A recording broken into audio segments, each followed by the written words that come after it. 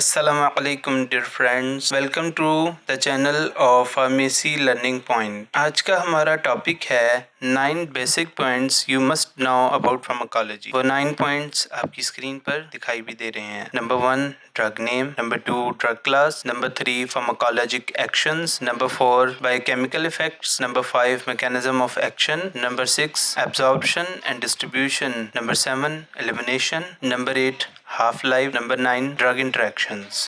तो सबसे पहले ड्रग नेम क्या होता है? ड्रग नेम या तो केमिकल नेम हो सकता है या इंटरनेशनली रिकॉग्नाइज्ड ड्रग का नेम होता है। अब सवाल है कि ड्रग क्या होता है? What is drug? फार्माकोलॉजी में ड्रग को ऐसे डिफाइन किया जाता है, a chemical substance of non structure other than a nutrient or an essential dietary ingredient which when administered to a living organism produces a biological effect. It means कि एक ऐसा chemical substance हो जिसका structure भी मालूम हो लेकिन वो न्यूट्रिएंट ना हो और वो एक डाइटरी इंग्रेडिएंट भी ना हो, उसको अगर किसी लिविंग ऑर्गेनिज्म में इंट्रोड्यूस करवाया जाए बाय ऑरली पेरेंटली तो वो एक बायोलॉजिकल इफेक्ट प्रोड्यूस करे। सपोज ब्लड प्रेशर लो करे, कोलेस्ट्रॉल लेवल लो करे या ग्लूकोज का लेवल हाई करे, इस तरह के बायोलॉजिकल इफेक्ट प्रोड्यूस करे तो हम उसको ड्रग कहेंगे।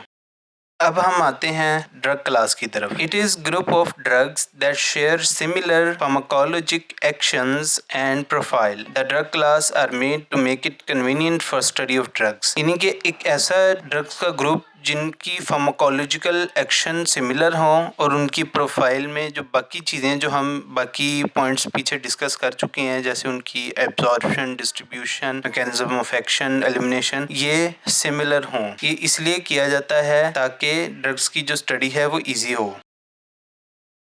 फार्माकोलॉजिकल एक्शन क्या होता है या फार्माकोलॉजिक एक्शन भी? When drug is introduced in body it produces pharmacological actions. Pharmacological actions क्या हो सकते हैं कि आपने एक ड्रग इंट्रोड्यूस की और अगर आप फिगर में देखें ह्यूमन बॉडी में जब इंट्रोड्यूस हुआ तो कुछ उसके एक्शन दिखाई दिए, जैसे उसने ब्लड प्रेशर को लो किया या उसने हार्ट रेट को बढ़ा दिया या ब्लड वेसल्स को कंस्ट्रक्ट कर दिया। तो इन चीज़ों को हम फार्माकोलॉजिक एक्शंस कहेंगे। ये actions according to dose vary करते हैं। अगर हम ड्रग डोज को नॉर्मल डोज में दें तो उनके फार्माकोलॉजिक एक्शंस को हम थेरापेटिक यूजेस के लिए इस्तेमाल कर सकते हैं। इसी तरह अगर डोजेस नॉर्मल डोजेस से बहुत ज़्यादा हो जाएं तो फार्माकोलॉजिक एक्शंस एग्जैजरेट हो जाते हैं, फिर उसकी वजह से साइड इफ़ेक्ट्स या टॉक्सिक इफ़ेक्ट्स सामने आते हैं।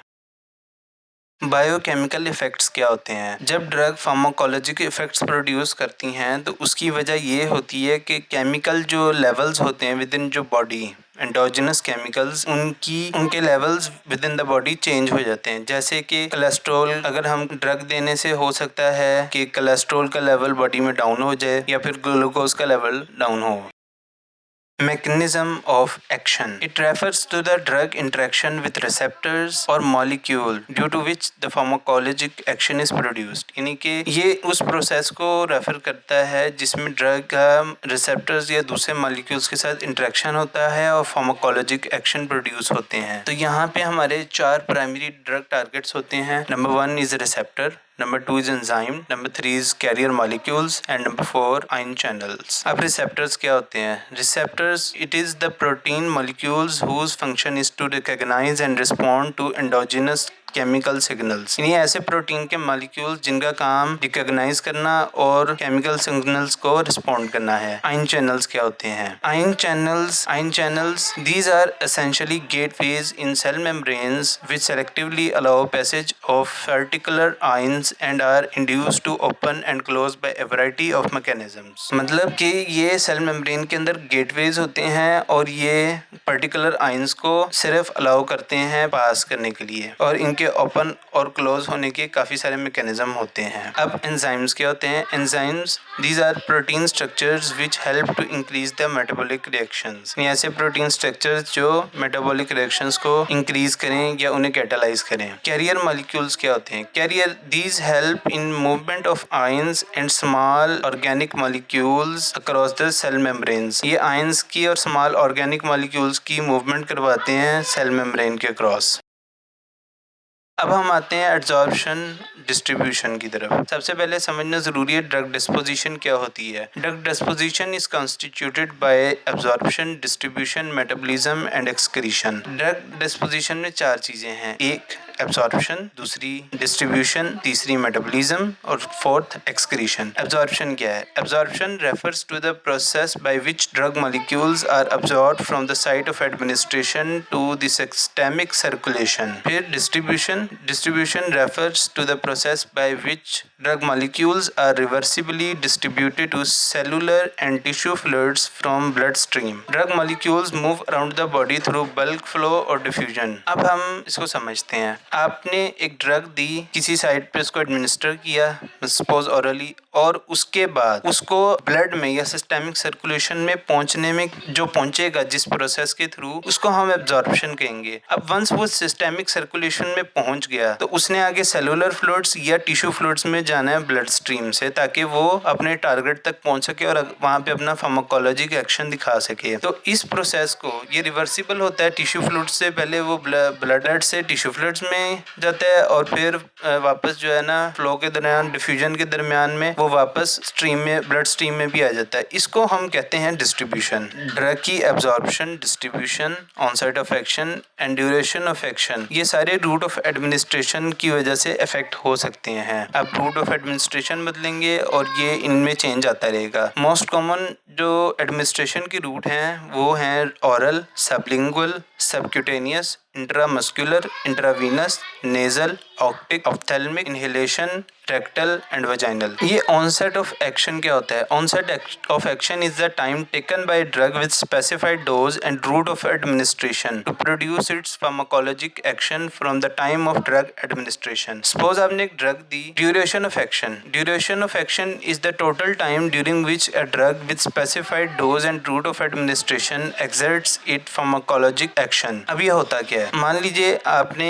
एक ड्रग ली, डोज भी स्पेसिफाइड थी और रूट ऑफ एडमिनिस्ट्रेशन भी, फिर आपने उसको पेशेंट में एडमिनिस्टर किया। उसके बाद वो टाइम से लेके जब आपने एडमिनिस्टर किया और तब तक जब तक उसका एक्शन आना शुरू ना हो जाए, फार्माकोलॉजी के एक्शन नजर ना आना शुरू हो जाए या महसूस हो, उस टाइम तक जो है ना हम ऑनसेट ऑफ एक्शन कहते हैं। अब मान लीजिए अब आपने वही ड्रग दे दी है, अब वो ड्रग कंटिन्यूसली अपना फार्माकोलॉजिक एक्शन शो कर रही है and some time suppose 1 hour और 2 आवर उसका एक्शन खत्म हो जाता है, तो हम उस 1 और 2 आवर जो को हम कहेंगे ये इसका ड्यूरेशन ऑफ एक्शन है, जिसमें ये अपना एक्शन दिखाता रहा। अब हम आते हैं एलिमिनेशन की तरफ। Elimination is irreversible loss of drug from the body. It occurs by 2 process, metabolism and excretion. यानी कि ड्रग का बॉडी से लॉस होना और वो भी इरिवर्सिबल, उसको हम एलिमिनेशन कहते हैं। 2 प्रोसेस से होता है, एक मेटाबॉलिज्म और एक एक्सक्रीशन से। मेटाबॉलिज्म क्या है? मेटाबॉलिज्म ऑफ अ ड्रग में बी कैटाबॉलिज्म और anabolism depending upon drug type. In catabolism drug is fragmented into smaller structure for easier excretion. In anabolism, such structures are added to drug molecules so excretion becomes easier. मान लीजिए आपने एक drug दी, अब वो drug ने body से excrete भी होना है, तो क्या होता है, एक फेज 1 रिएक्शंस होते हैं, ऑक्सीडेशन, रिडक्शन या हाइड्रोलिसिस। वो किस तरह हो सकते हैं? मान लीजिए आपने एक ड्रग दी है, अब वो एक्सक्रीट नहीं हो रही बॉडी से क्योंकि स्ट्रक्चर बहुत ज़्यादा है, वो रीनली भी एक्सक्रीट नहीं हो रही, तो क्या होगा? सबसे पहले फेज 1 के रिएक्शंस हो सकते हैं, या ऑक्सीडाइज हो जाएगा, या रिडक्शन हो जाएगी, हाइड्रोलिसिस हो जाएगी और ड्रग के छोटे स्ट्रक्चर्स बन जाएंगे, ताकि वो छोटे स्ट्रक्चर्स वाटर सोल्यूबल हों और वो इजीली एक्सक्रीट हो जाएं। एनाबॉलिज्म के केस में क्या होता है, मान लीजिए एक स्ट्रक्चर है, उसको और छोटे स्ट्रक्चर्स में आप नहीं फ्रेगमेंट कर सकते क्योंकि वो नहीं इजीली जो है एक्सक्रीट होंगे। तो इस केस में क्या होगा, इसमें कॉन्जुगेशन होगी, यानी कि ऐसे स्ट्रक्चर्स ड्रग मॉलिक्यूल के साथ लगाएंगे जो उसकी एक्सक्रीशन को इजियर बनाएं, उसको इजी कर दें। अब आ गया एक्सक्रीशन। एक्सक्रीशन क्या होता है? Excretion, drug excretion is the process of removal of drugs और इट्स मेटाबोलाइट्स। एक्सक्रीशन में occurs through urine, faeces, sweat, breast milk. अब आते हैं हाफ लाइफ की तरफ। Biological half life biological half life क्या है? Biological half life is the time after which the amount of drug in body is reduced to the half of its initial administered drug dose। क्या मतलब, मान लीजिए आपने 100 milligram एक drug दी, body में introduce कराई, और 1 आवर के बाद वो ड्रग की अमाउंट 50 mg रह गई, तो इसका क्या मतलब हुआ, इसकी हाफ लाइफ कितनी है, 1 आवर है, यानी हर 1 आवर के बाद डोज जो है हाफ होती जाएगी। मान लीजिए 1 घंटा और गुजरा तो वो 25 हो जाएगी, और 1 घंटा गुजरेगा वो 12.5 mg हो जाएगी। इस तरह जो है ड्रग की डिस्पोजिशन का अंदाजा लगाया जा सकता है। अब आते हैं ड्रग इंटरेक्शन की तरफ। जब भी एक ड्रग एडमिनिस्टर की जाती है वो 3 चीज़ों से लाजमी इंटरेक्ट करती है। वो केमिकल रिएक्शन भी हो सकता है, वो फिजिकल रिएक्शंस भी हो सकते हैं। किन 3 चीज़ों से रिएक्शन कर सकती है? फूड के साथ, दूसरी ड्रग्स के साथ, या फिर प्लाज्मा एल्ब्यूमिन के साथ। इसको स्टडी करना इसलिए ज़रूरी है क्योंकि ये इनकी वजह से फार्माकोलॉजिक एक्शन की जो एक्सटेंट है और जो डिग्री है जो एक ड्रग प्रोड्यूस कर सकती है वो अफेक्ट हो सकती है। मान लीजिए आपने ड्रग एक ऐसी फूड के साथ ली जिसने उसको एब्जॉर्ब ना होने दिया, तो वो अपना फार्माकोलॉजिकल एक्शन प्रोड्यूस ही नहीं कर सकेगी। इन अदर केस अगर सपोज आपने कोई ड्रग दी है जिससे उसका एक्शन बढ़ गया है पहली वाली ड्रग का, तो भी इस केस में क्या होगा, हम देखेंगे फार्माकोलॉजिक के एक्शन जो है जब एग्जैजरेट हो जाएंगे तो वो टॉक्सिक इफेक्ट प्रोड्यूस करेंगे। और अगर कोई ड्रग प्लाज्मा एल्ब्यूमिन से बाइंड होती है तो ये इसकी एक्सक्रीशन और वगैरह में अफेक्ट करता है।